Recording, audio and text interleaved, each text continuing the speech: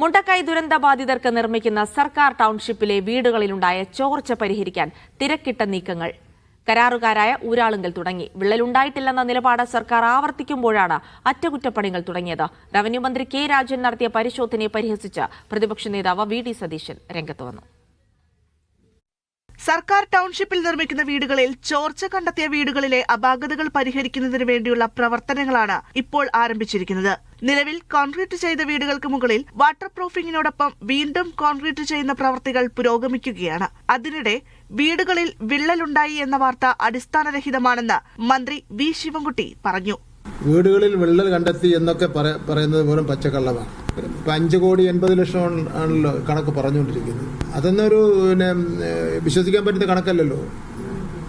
നാണമില്ലേ ഒരു വീട് പോലും നിർമ്മിച്ചു കൊടുക്കാതെ അതിന്റെ ചോർച്ച കാണാൻ വേണ്ടി പോയിരിക്കുന്നു. മന്ത്രി കെ രാജൻ ഇന്നലെ ടൗൺഷിപ്പിൽ നടത്തിയത് നാടകമാണെന്നായിരുന്നു പ്രതിപക്ഷ നേതാവിന്റെ പരിഹാസം. എന്ത് നാടകമാണ്? മന്ത്രിയാണ് മേശയുടെ പുറത്ത് കയറിയിട്ട് മന്ത്രിയാണ് ചോർച്ചയുണ്ടെന്ന് പരിശോധിക്കേണ്ടത്. മന്ത്രിയല്ലല്ലോ, എഞ്ചിനീയർമാരാണ് പരിശോധിക്കേണ്ടത്. ഗുരുതരമായ ക്രമക്കേടുകളാണ് ആരോപിക്കപ്പെട്ടിരിക്കുന്നത് നിർമ്മാണത്തിൽ തന്നെ.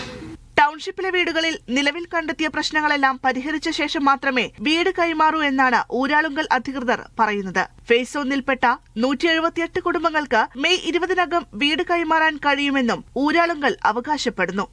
മീഡിയ 1 വയനാട്.